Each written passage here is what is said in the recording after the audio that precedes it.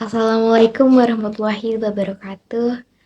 Halo teman-teman, perkenalkan nama saya Tasya dan pada kesempatan kali ini saya akan menyampaikan khutbah singkat tentang hari-hari yang dilarang untuk berpuasa serta keringanan-keringanan puasa dalam Islam. Semoga apa yang saya sampaikan bisa menjadi pengingat, bisa dipahami dengan mudah dan ringan, dan semoga juga bisa bermanfaat untuk kita semua. Jamaah sekalian, pertama-tama marilah kita mulai khutbah ini dengan bersama-sama memanjatkan puji syukur kepada Allah Subhanahu wa taala yang selalu memberikan kita kesehatan, kesempatan, dan kemudahan dalam menjalani hidup.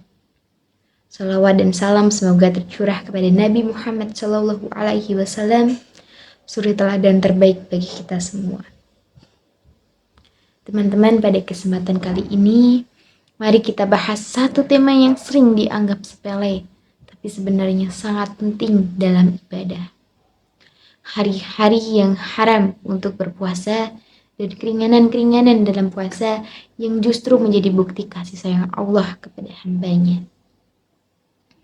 Teman-teman sekalian, dalam Islam ada 5 hari yang tidak boleh kita puasa sama sekali. Bahkan hukumnya haram bila tetap dilakukan. 5 hari itu adalah Hari Raya Idul Fitri atau 1 Syawal, Hari Raya Idul Adha atau 10 Zulhijjah, Hari Tasyrik 3 hari setelah Idul Adha, 11, 12, 13 Zulhijjah. Larangan ini bukan tanpa alasan teman-teman. Rasulullah Shallallahu Alaihi Wasallam menyebutkan bahwa 2 hari raya adalah hari makan, minum, dan bersyukur. Bukan hari menahan diri, tapi hari menikmati nikmat Allah dengan cara yang benar. Bahkan pada hari-hari tasyrik, Nabi Shallallahu Alaihi Wasallam menegaskan bahwa itu adalah hari makan dan minum serta mengingat Allah. Jadi kalau ada yang sengaja puasa, justru bertentangan dengan tujuan syariat. Teman-teman, kenapa penting sekali untuk ditekankan? Karena kita sering menganggap ibadah itu semakin berat, semakin bagus. Padahal ada saat-saat di mana yang terbaik justru tidak beribadah dengan cara tertentu, agar kita bisa merayakan nikmat dari Allah.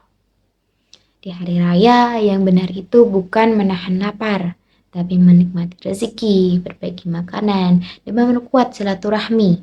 Itu juga termasuk ibadah, teman-teman. Jadi ketika kita tahu ada larangan puasa di hari-hari ini, itu menunjukkan bahwa Islam bukan agama yang memaksa, tapi agama yang menuntun. Jamaah yang berbahagia, selain soal hari-hari yang haram untuk berpuasa, Islam juga memberikan keringanan bagi kita yang benar-benar tidak mampu untuk menjalankan puasa.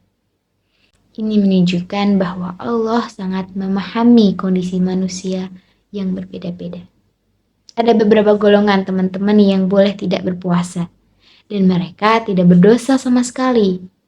Namun, tetap ada aturan pengganti yang harus dilakukan. Nah, mari kita bahas satu persatu dengan cara yang simpel dan mudah dipahami teman-teman. Yang pertama, orang sakit teman-teman. Kalau kita sakit, sampai puasa terasa berat atau memperlambat penyembuhan sakit kita boleh berbuka. Kalau nanti sudah sehat, tinggal mengqadha puasa di hari lain. Nah, ini bukan alasan untuk malas ya teman-teman, tapi memang syariat memberi ruang bagi kondisi fisik setiap manusia. Yang kedua, musafir atau orang yang bepergian jauh.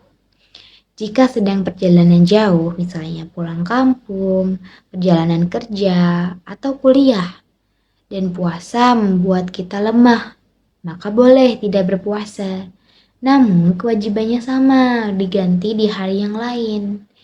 Nah, yang ketiga, ibu hamil dan menyusui. Dalam Islam sangat memperhatikan kesehatan ibu dan bayi. Kalau khawatir puasa membuat ibu lemas, membahayakan kandungan, atau membuat ASINya berkurang, diperbolehkan untuk berbuka teman-teman. Nanti ketika kondisi memungkinkan, tinggal mengqadha. Jika membahayakan bayi, sebagian ulama menambahkan kewajiban fidyah. Tapi secara umum inti syariatnya adalah Allah tidak ingin ibu atau bayinya terbebani. Yang keempat, orang tua renta atau sakit menahun.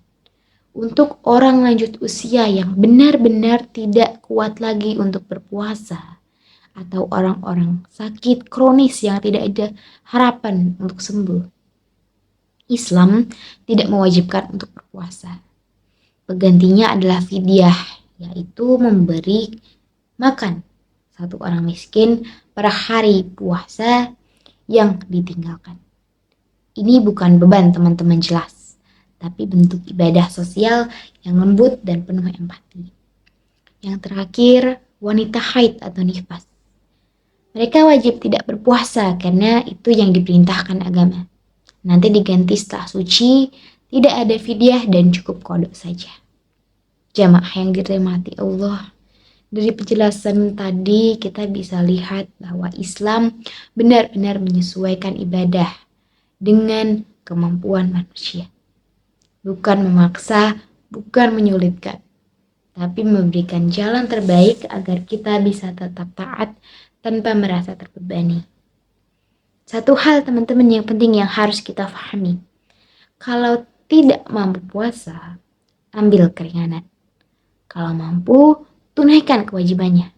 Karena mengambil keringanan itu juga bagian dari ketaatan, bukan kelemahan. Nah, demikianlah khotbah yang bisa saya sampaikan. Semoga apa yang kita bahas hari ini tentang larangan berpuasa di hari-hari tertentu dan tentang keringanan-keringanan dalam syariat menjadikan kita lebih paham bahwa Islam adalah agama yang penuh rahmat, mudah, dan sangat memperhatikan kondisi hamba-hambanya. Maka dari itu, marilah kita ambil hikmahnya teman-teman, bahwa ada waktu untuk menahan diri, tapi ada juga waktu untuk bersyukur. Ada waktu untuk menutup diri, tapi ada juga waktu untuk menerima keringanan. Dan semua itu teman-teman adalah bagian dari ibadah. Semoga Allah memberi kita pemahaman yang benar, hati yang tenang, dan kemampuan untuk menjalankan syariatnya dengan ringan dan ikhlas. Teman-teman, marilah kita akhiri khutbah hari ini dengan berdoa. Ya Allah, ya Rabb kami, jadikanlah ilmu yang kami pelajari hari ini sebagai ilmu yang bermanfaat. Bimbinglah kami agar selalu bisa menjalankan ibadah dengan ikhlas dan sesuai kemampuan kami. Berikanlah kesehatan, kelapangan rezeki, serta hati yang tenang kepada kami semua. Ya Allah, ampunilah dosa-dosa kami, kedua orang tua kami, dan seluruh kaum muslimin muslimat. Perbaikilah hidup kami hari ini, dan jadikanlah hari esok kami lebih baik daripada hari ini. Amin ya rabbal alamin. Akhir kata, terima kasih sudah mendengarkan sampai selesai teman-teman. Semoga kita semua selalu berada dalam lindungan Allah Subhanahu wa Ta'ala. Wassalamualaikum warahmatullahi wabarakatuh.